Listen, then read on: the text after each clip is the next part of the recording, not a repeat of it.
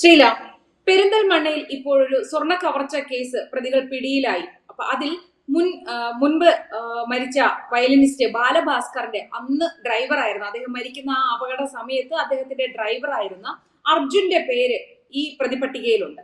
അപ്പോ അന്ന് ബാലഭാസ്കർ മരിക്കുന്ന സമയത്ത് തന്നെ ഈ ഒരു സ്വർണ്ണക്കടത്ത് സംഘത്തിന്റെ ഇടപെടൽ അദ്ദേഹത്തിന്റെ മരണവുമായി ബന്ധപ്പെട്ട് ഉണ്ടായിട്ടുണ്ടോ എന്ന രീതിയിൽ വളരെയധികം ചർച്ചകൾ നടന്നിട്ടുണ്ടായിരുന്നു. പക്ഷെ അന്വേഷണം, കേരള പോലീസ് ആകട്ടെ, ക്രൈംബ്രാഞ്ച് ആകട്ടെ, CBI ആകട്ടെ, ഈ അന്വേഷണത്തിൽ ഒന്നും തന്നെ സ്വർണ്ണക്കടത്തിന്റെ ഇടപെടലുകൾ അന്ന് ഒരു അന്വേഷണത്തിൽ പരാമർശിക്കപ്പെട്ടിരുന്നില്ല. അത് അപകട മരണമാണോ, അത് സ്വാഭാവികമായി ഉണ്ടായ ഒരു അപകടമാണോ എന്നുള്ള രീതിക്ക് മാത്രമേ അന്വേഷണം മുന്നോട്ട് പോയിരുന്നുള്ളൂ. അപ്പോൾ പലരും അദ്ദേഹത്തിന്റെ ബന്ധുക്കൾ ഉൾപ്പെടെ ആവശ്യപ്പെട്ടിരുന്നു ഇങ്ങനെ സ്വർണ്ണക്കടത്ത് സംഘത്തിന്റെ ബന്ധം അന്വേഷിക്കണമെന്ന്. അത് പക്ഷെ മുന്നോട്ട് പോയില്ല. എന്നാൽ ഇപ്പോൾ ഈ പുറത്തു വരുന്ന, അന്ന് അർജുൻ വളരെ നിഷ്കളങ്കനായ ഒരു വ്യക്തിയാണ്, മറവിയുണ്ട്, ഓർമ്മക്കുറവുണ്ട് എന്ന് ഒക്കെ പറഞ്ഞ പല വാദങ്ങളുണ്ടായിരുന്നു. എന്നാൽ ആ അർജുന്റെ തനി സ്വഭാവം എന്താണ് എന്ന് ഈ ഒരു സ്വർണ്ണക്കടത്ത് കേസിലൂടെ വെളിവായിരിക്കുകയാണ്. ശരിക്കും പറഞ്ഞാൽ അപ്പോൾ വീണ്ടും ഈ ബാലഭാസ്കറിന്റെ മരണം ചർച്ചയാവുകയും അതിന്റെ യഥാർത്ഥ വശങ്ങൾ ഇനി പുറത്തു വരേണ്ടതല്ലേ, അങ്ങനെ പുറത്തു വരുമെന്ന് കരുതുന്നുണ്ട്. കേരള പോലീസ് പറയുന്നത് അത് CBIയുടെ കീഴിലുള്ളതായതുകൊണ്ട് CBI തന്നെ വന്നത് അന്വേഷിക്കണമെന്ന് പറയുന്നുണ്ട്. അപ്പൊ ഇനി CBI വരുമോ, ഈ അന്വേഷണം ഏതെങ്കിലും വഴിക്ക് എത്തുമോ എന്നുള്ള കാര്യത്തിൽ എന്തെങ്കിലും പ്രതീക്ഷയുണ്ടോ? ഈ വിഷയത്തിൽ ആദ്യം മുതൽ തന്നെ വലിയ തരത്തിലുള്ള ഈ ബാലഭാസ്കർ ഒരു മാന്ത്രിക വിസ്മയമായിരുന്നു. അതുപോലെ തന്നെ അദ്ദേഹത്തിന്റെ മരണം അതിലേറെ നിഗൂഢതകൾ പുറത്തു വന്ന ഒരു സംഭവമായിരുന്നു. യഥാർത്ഥത്തിൽ എന്താണ് സംഭവിച്ചതെന്ന് ആർക്കും പറയാൻ കഴിയാത്ത തരത്തിലുള്ള നിഗൂഢതകൾ ആ മരണത്തിന് പിന്നിലുണ്ടാകുന്ന തരത്തിൽ യാതൊരു സംശയവുമില്ല. കാരണം അതുമായി ബന്ധപ്പെട്ട് അദ്ദേഹത്തിന്റെ പാലക്കാടുള്ളൊരു അർജുന്റെ ബന്ധു, അതായത് അർജുൻ എന്ന് പറയുന്ന ഇപ്പോൾ ഈ പിടിയിലായിരിക്കുന്ന അർജുന്റെ ബന്ധുവുമായി ബന്ധപ്പെട്ട് വലിയ തരത്തിലുള്ള സാമ്പത്തിക ഇടപാടുകൾ നടന്നിരുന്നു. അവർ ഇവിടെ വന്ന് താമസിച്ചിരുന്നു. ഇത്തരത്തിലുള്ള പല വിഷയങ്ങൾ പുറത്തു വന്നിരുന്നു. അന്ന് ഇതുപോലെ തന്നെ ചില മ്യൂസീഷ്യൻസിലേക്ക് വരെ നീളുന്ന തരത്തിലുള്ള ചില ആരോപണങ്ങൾ അന്ന് ഉയർന്നു വന്നതാണ്. പക്ഷെ ഈ ആരോപണങ്ങളൊക്കെ ഉയർന്നു വരുമ്പോഴും ഒരു തരത്തിലും ഈ അന്വേഷണം മുന്നോട്ട് പോകാനോ അല്ലെങ്കിൽ മുന്നോട്ട് കൊണ്ടുപോകാനോ സാധിച്ചിരുന്നില്ല. അതിന് പല കാരണങ്ങളുണ്ട്. അതിലൊന്ന് പ്രധാനപ്പെട്ട കാരണം കുടുംബത്തിലുണ്ടായ, അവരുടെ കുടുംബത്തിൽ നിലനിൽക്കുന്ന പ്രശ്നങ്ങൾ തന്നെയാണെന്നാണ് മനസ്സിലാക്കാൻ സാധിക്കുന്നത്. നോക്കൂ, ബാലഭാസ്കറിന്റെ വിവാഹത്തിന് ശേഷം ബാലഭാസ്കറിന്റെ കുടുംബവും ബാലഭാസ്കറിന്റെ അച്ഛനും അമ്മയും ഒക്കെ തമ്മിൽ, അച്ഛനും അമ്മയും ബാലഭാസ്കറിന്റെ കുടുംബവുമായൊക്കെ വലിയ തരത്തിലുള്ള അകൽച്ച നിലനിന്നിരുന്നു. അവസാനം ബാലു ഇവരുമായൊക്കെ ബന്ധമുണ്ടായിരുന്നു, വീട്ടുകാരുമായൊക്കെ ബന്ധമുണ്ടായിരുന്നു എന്ന് മനസ്സിലാക്കാൻ സാധിക്കുന്നുണ്ടെങ്കിലും ബാലുവിന്റെ ജീവിത രീതി തികച്ചും വ്യത്യസ്തമായിരുന്നു. സൗഹൃദങ്ങളും അതുപോലെ തന്നെ ഭാര്യയും മാത്രമായിരുന്നു എന്നാണ് മനസ്സിലാക്കാൻ സാധിക്കുന്നത് ബാലുവിന്റെ കുടുംബത്തിലുടനീളം ഉണ്ടായിരുന്നത്. ഈ മാതാപിതാക്കളുമായി വലിയ തരത്തിലുള്ള ബന്ധം സൂക്ഷിച്ചിരുന്നു, അല്ലെങ്കിൽ സഹോദരി പറയുന്നുണ്ട് സഹോദരിയുമായി നിരന്തരം ചാറ്റ് ചെയ്തിരുന്നു എന്നൊരു ഘട്ടത്തിന് ശേഷം. അപ്പൊ നമുക്ക് മനസ്സിലാക്കാൻ സാധിക്കുന്നത് ഈ മരണത്തിന് ശേഷം ആകെ ഇതിൽ നിലപാടെടുത്തിട്ടുള്ള രണ്ടുപേർ ബാലഭാസ്കറിന്റെ അച്ഛനും അമ്മയും, ഒപ്പമുള്ളത് ബാലഭാസ്കറിന്റെ സഹോദരി പ്രിയ വേണുഗോപാൽ എന്ന് പറയുന്ന അവരും ഒരു മ്യൂസീഷ്യനാണ്, അവർ മാത്രമാണ്. എന്തെങ്കിലുമൊക്കെ തരത്തിൽ ഇത്തരത്തിൽ അന്വേഷണം വേണം, അത് കൃത്യമായി പോകണം, ബാലുവിന്റെ മരണം അത് കൊലപാതകമാണോ എന്ന് കണ്ടെത്തണം, ഇത്തരത്തിലുള്ള അവരുടെ ജീവനെ പോലും തൃണവൽഗണിച്ചുകൊണ്ട് സത്യത്തിൽ പ്രിയയൊക്കെ എനിക്ക് മനസ്സിലാക്കാൻ സാധിക്കുന്ന വലിയ തരത്തിലുള്ള പോരാട്ടം ഇതിന്റെ പിന്നിൽ നടത്തിയിട്ടുണ്ട് എന്നാണ്. അപ്പോഴും ചില കാര്യങ്ങളിൽ നമുക്ക് വ്യക്തത ഉണ്ടാക്കാൻ കഴിയാത്ത തരത്തിൽ എന്തൊക്കെയോ ബാലു എവിടെയൊക്കെയോ പെട്ടുപോയിരുന്നു എന്ന സംശയം പോലും മുമ്പോട്ട് വരുന്നുണ്ട്. കാരണം നമുക്കറിയാം ഈ വിഷയങ്ങളൊക്കെ, ഇപ്പൊ നമ്മൾ ഒരു സെലിബ്രിറ്റി ആയി കഴിഞ്ഞാൽ സാധാരണഗതിയിൽ അത്തരത്തിലുള്ള ആൾക്കാരെ പലതരത്തിലുള്ള ബന്ധങ്ങൾ സ്വാഭാവികമായി അവർക്കുണ്ടാകും. ആ ബന്ധങ്ങൾ ഉണ്ടാകുമ്പോൾ ആ ബന്ധങ്ങളിൽ വ്യക്തതയോ അല്ലെങ്കിൽ ആ ബന്ധങ്ങളിൽ ബാലുവിനെ സംബന്ധിച്ചിടത്തോളം ബാലു വളരെ നിഷ്കളങ്കനായിരുന്നു എന്നാണ് ബാലുവിനെ അറിയുന്ന, ബാലുവുമായി ഏറ്റവും അടുപ്പമുള്ളവർ പറയുന്നത്. അതുകൊണ്ട് തന്നെ അദ്ദേഹത്തിന് അത്തരം ബന്ധങ്ങളിൽ പെട്ടുപോകാനോ അല്ലെങ്കിൽ കാണുന്നതെല്ലാം ശരിയെന്ന് വിചാരിക്കുന്നതൊക്കെ ഒരാളാകാനുള്ള സാധ്യതകൾ ഏറെയാണ്. അവിടെയാണ് ഇത്തരത്തിലുള്ള ചില പ്രശ്നങ്ങൾ ഉണ്ടായിട്ടുള്ളത് എന്ന സംശയം മുന്നോട്ട് വെക്കുന്നു. ഈ അർജുനുമായി ബന്ധപ്പെട്ട് പറയുകയാണെങ്കിൽ ബാലു കാർ ഓടിച്ചിരുന്ന സമയത്ത് ഡ്രൈവറായിരുന്നു. ബാലു കാർ ഓടിക്കുമ്പോൾ ബാലു ആയിരുന്നു കാർ ഓടിച്ചത് അപകടത്തിൽപ്പെടുമ്പോൾ എന്ന തരത്തിലുള്ള വാദഗതി ഇയാൾ മുന്നോട്ട് വെച്ചിരുന്നു. എന്നാൽ പിന്നീട് അർജുനാണ് അത്തരത്തിൽ വണ്ടി ഓടിച്ചതെന്ന് സയന്റിഫിക് പരിശോധനയിലൂടെ തെളിയുകയും ചെയ്തു. ഈ സയന്റിഫിക് പരിശോധനയിലൂടെ ഇതൊക്കെ തെളിയുമ്പോഴും അന്ന് പറഞ്ഞത് ഒരു പാവം നമ്പൂതിരി കുട്ടിയാണ്, അയാൾ അത്തരത്തിലൊന്നും ചെയ്യില്ല എന്ന തരത്തിൽ, അത്തരത്തിലൊരു ഉപദ്രവം ഉണ്ടാക്കില്ല എന്ന തരത്തിലുള്ള വാർത്തകൾ പുറത്തു വന്നിരുന്നു. അത്തരത്തിൽ പോലീസിലെ അന്വേഷണ ഏജൻസിയിലുള്ളവർ പോലും അത്തരത്തിലുള്ള ചില കാര്യങ്ങളാണ് മുന്നോട്ട് വെച്ചത് എന്നാണ് മനസ്സിലാക്കാൻ സാധിക്കുന്നത്. എന്നാൽ ഇപ്പോൾ ആ നമ്പൂതിരി കുട്ടിയുടെ തനി നിറം വെളിവായിരിക്കുകയാണ്. നമുക്കറിയാം എല്ലാ കാലത്തും എല്ലാവരെയും പറ്റിച്ച് ജീവിക്കാൻ പറ്റില്ല. എപ്പോഴെങ്കിലും ഒക്കെ ഈ സത്യാവസ്ഥകൾ പുറത്തു വരും. ഇപ്പൊ ബാലുവിന്റെ മരണവുമായി ബന്ധപ്പെട്ട നിരന്തരമായി ബാലുവിന്റെ അച്ഛൻ നിയമപോരാട്ടം നടത്തിയിട്ടുണ്ട്. ആ നിരന്തരമായ നിയമപോരാട്ടം നടത്തി എന്നുള്ളത് വളരെ പ്രധാനപ്പെട്ട കാര്യം തന്നെയാണ്. അവിടെയും നമുക്ക് സംശയകരമായ ചില കാര്യങ്ങളുണ്ട്. ലക്ഷ്മിയുടെ ബാലുവിന്റെ ഭാര്യയുടെ ഒരു കാര്യങ്ങളോ അല്ലെ ബാലുവിന്റെ ഭാര്യയ്ക്ക് ഒരു പക്ഷേ ഇതിലേറെ അറിയാവുന്ന ഒരാളായിരിക്കും. ബാലുവിന്റെ ബന്ധങ്ങളെ പറ്റി ആരൊക്കെയായി ബന്ധമുണ്ടോ എന്നതിനെ സംബന്ധിച്ചൊക്കെ ബാലുവിന്റെ ലക്ഷ്മിക്ക് പല കാര്യങ്ങളും അറിയാമായിരിക്കും. പക്ഷെ ലക്ഷ്മിയുടെ മൗനം, ആ മൗനം ഇതുവരെ ലക്ഷ്മി ബ്രേക്ക് ചെയ്തിട്ടില്ല. ലക്ഷ്മിക്ക് ഒരു പക്ഷെ സുഖമില്ലാത്തതുകൊണ്ടാവും ലക്ഷ്മിയുടെ ഇപ്പോഴത്തെ സ്ഥിതിയെ പറ്റി പോലും ആർക്കും ഒന്നും അറിയില്ല. ബാലുവിന്റെ കുടുംബത്തിനും അത് സംബന്ധിച്ച് വ്യക്തതയില്ല എന്നാണ് ബാലുവിന്റെ അച്ഛന്റെ പ്രതികരണങ്ങളിൽ നിന്ന് മനസ്സിലാക്കാൻ സാധിക്കുന്നത്.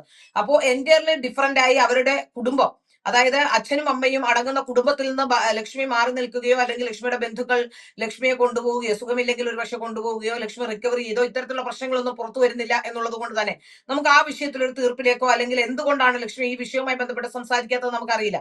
ഒരു പക്ഷേ ലക്ഷ്മിക്ക് എന്തെങ്കിലും ആരോഗ്യ പ്രശ്നങ്ങൾ ഉണ്ടാകാം, അല്ലെങ്കിൽ ലക്ഷ്മി ഏതെങ്കിലും തരത്തിൽ ആരെങ്കിലും ഭീഷണിപ്പെടുത്തിയോ അല്ലെങ്കിൽ ഇതൊക്കെ പുറത്തു പറയരുതെന്ന തരത്തിലുള്ള പ്രശ്നങ്ങൾ ഉണ്ടാകാം. കാരണം ഇതിന്റെ പിന്നിലുള്ളവർ പ്രബലരാണ്. സ്വർണ്ണക്കടത്ത് സംഘങ്ങളുമായി ബന്ധമുണ്ടോ എന്ന് അച്ഛൻ സംശയം ഉന്നയിക്കുമ്പോൾ അതിന് പിന്നിലുള്ളവർ പ്രബലരാണ് എന്ന് ലക്ഷ്മിക്കും അറിയാം. ഒരു പക്ഷേ അതുകൊണ്ടൊക്കെ ആയിരിക്കാം ലക്ഷ്മിയും ഈ വിഷയത്തിൽ ഒരു വ്യക്തത ഉണ്ടാക്കുകയോ അല്ലെങ്കിൽ അത് എന്താണ് സംഭവിച്ചതെന്ന് പറയുകയോ അല്ലെങ്കിൽ ഒരു അന്വേഷണത്തിന് പോകാനോ അല്ലെങ്കിൽ അന്വേഷണം ആവശ്യപ്പെടാനോ മരണം സംബന്ധിച്ച് എന്തെങ്കിലും ദുരൂഹതയുണ്ടെന്ന് പറയാനോ ഒന്നും തയ്യാറായിട്ടില്ല.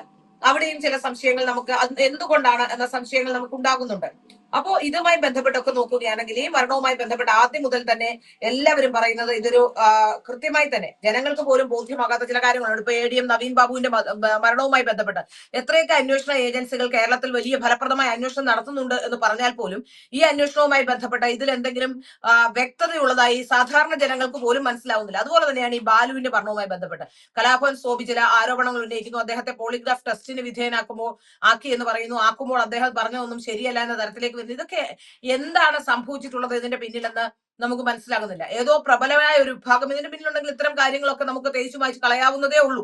അത്തരത്തിലുള്ള ഏതെങ്കിലും പ്രബല വിഭാഗങ്ങളുടെ ഇടപെടൽ ഇതിൽ ഉണ്ടായിട്ടുണ്ടോ എന്ന സംശയമുണ്ട്. നമുക്കറിയാം ഇപ്പൊ കേരള പോലീസിൽ തന്നെ ഇപ്പൊ നടക്കുന്ന നവീൻ ബാബുവിന്റെ അന്വേഷണവുമായി ബന്ധപ്പെട്ട് നവീൻ ബാബുവിന്റെ കുടുംബം എത്തുന്നതിന് മുമ്പ് പോസ്റ്റ്മോർട്ടം ചെയ്യുന്നു, ഇൻക്വസ്റ്റ് തയ്യാറാക്കുന്നു, വീട്ടിൽ കൊണ്ടുവരുന്നു, ആചാരപ്രകാരം സംസ്കരിക്കുന്നു, അദ്ദേഹത്തിന്റെ ഡെഡ് ബോഡി പോസ്റ്റ്മോർട്ടം ചെയ്ത സ്ഥലം, അതൊക്കെ വെച്ച് നോക്കുമ്പോൾ അത്തരത്തിൽ കേസ് തേച്ചു മായ്ച്ചു കളയാനുള്ള സാധ്യതകൾ ഉണ്ട് എന്ന് നമ്മൾ സംശയിക്കുമ്പോൾ അവരെ കുറ്റം പറഞ്ഞിട്ട് കാര്യമില്ല. അത്തരം ചില സംശയങ്ങൾ ബാലുവിന്റെ മരണവുമായി ബന്ധപ്പെട്ടുണ്ട്. ബാലു പതിയെ റിക്കവർ ചെയ്തു വരുന്നു എന്നായിരുന്നു ആദ്യഘട്ടത്തിൽ നമുക്ക് മനസ്സിലായത്. അതിനുശേഷം ചിലർ കയറി കണ്ടു, ICUവിൽ കയറി കണ്ടു. അതിനുശേഷമാണ് ബാലുവിന്റെ നില വഷളായത്. ഏതെങ്കിലും തരത്തിൽ ബാലുവിനെ അത്തരത്തിൽ ഉപയോഗിക്കാൻ ശ്രമിച്ചിട്ടുണ്ടോ, അദ്ദേഹത്തെ ഏതെങ്കിലും ഭീഷണിപ്പെടുത്തിയിട്ടുണ്ടോ, ഇത്തരത്തിലുള്ള കാര്യങ്ങളൊക്കെ ഒരു സീരീസ് ഓഫ് ആരോപണം ഈ മരണവുമായി ബന്ധപ്പെട്ട് ഉണ്ടായതാണ്.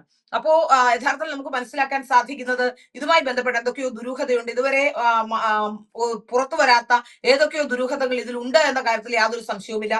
ആ ദുരൂഹതകൾ കൂടി അല്ലെങ്കിൽ അത് ഒരു ക്രിസ്റ്റൽ ക്ലിയർ ആയി ഇതൊരു മരണമാണോ, ഇതൊരു അപകട മരണമാണ് എന്ന് നമുക്ക് മനസ്സിലാകണമെങ്കിൽ തീർച്ചയായും ചില കാര്യങ്ങളിൽ കൂടി വ്യക്തത വരുത്തേണ്ടതുണ്ട്. ആ വ്യക്തത വരുത്തേണ്ടത് CBI അന്വേഷണവുമായി ബന്ധപ്പെട്ടാണെങ്കിലും കോടതി പറഞ്ഞ ശേഷം വീണ്ടും CBI അന്വേഷണം നടത്തിയപ്പോഴും അതിലൊന്നുമില്ല എന്ന് പറഞ്ഞു വെക്കാനാണ് CBI അന്വേഷണത്തിന് പോലും സാധിച്ചത്. ഒരു പക്ഷേ CBI അന്വേഷണത്തിന്റെ മറ്റൊരു പരിമിതിയുള്ളത്, ഇപ്പൊ നമുക്ക് ആദ്യം കേസ് എടുക്കുമ്പോൾ ആ കേസിൽ ആരെങ്കിലും വിചാരിച്ച് കരുതി കൂട്ടി എല്ലാ തെളിവുകളും നശിപ്പിക്കാൻ ശ്രമിച്ചാൽ തീർച്ചയായും അതിൽ വ്യക്തത വരുത്താൻ അല്ലെങ്കിൽ പെട്ടെന്ന് ഒരു തെളിവ് കിട്ടാനുള്ള ബുദ്ധിമുട്ട് ഉണ്ടാകും. ഇപ്പൊ നവീൻ ബാബുവിന്റെ മരണവുമായി ബന്ധപ്പെട്ടാണെങ്കിലും ഇത്രയും ദിവസം കഴിഞ്ഞ ശേഷം ഒരു CBI അന്വേഷണം ആവശ്യപ്പെടുമ്പോൾ ആ അന്വേഷണവുമായി ബന്ധപ്പെട്ടത് ഒരു മരണമാണോ കൊലപാതകമാണോ എന്നുള്ളത് നമുക്ക് തെളിയിക്കാൻ, അതായത് ഒരുപക്ഷെ നമുക്ക് സംശയങ്ങൾ ഇതുപോലെ ഉണ്ടാക്കിക്കൊണ്ട് അന്വേഷണം അവസാനിപ്പിക്കാൻ കഴിയും. പക്ഷെ തെളിയിക്കാൻ കോടതിയിൽ എത്തുമ്പോൾ കോടതിയിൽ വേണ്ടത് തെളിവുകളാണ്. അത്തരം കൃത്യമായ തെളിവുകൾ നൽകാൻ ഉള്ള തെളിവുകൾ ഒരുപക്ഷെ ഇവർ നശിപ്പിച്ചിട്ടുണ്ടാകും പ്രാഥമികമായ അന്വേഷണത്തിൽ. അങ്ങനെ പ്രാഥമികമായ അന്വേഷണത്തിൽ തെളിവ് നശിപ്പിക്കപ്പെട്ടാൽ പിന്നെ കോടതിയിൽ തെളിയിക്കാൻ, അതായത് നമുക്ക് ചിലപ്പോൾ കണ്ടെത്താനൊക്കെ കഴിയും, കൊലപാതകമാണെന്നൊക്കെ ചിലപ്പോൾ കണ്ടെത്താം. പക്ഷെ അത് കൊലപാതകമാണെന്ന് കോടതിയിൽ നമ്മൾ കണ്ടെത്തുക മാത്രമല്ല, അത് കോടതിയിൽ എത്തുമ്പോൾ കോടതിയിൽ കൊലപാതകമാണെന്ന് തെളിയിക്കാൻ ആവശ്യമായ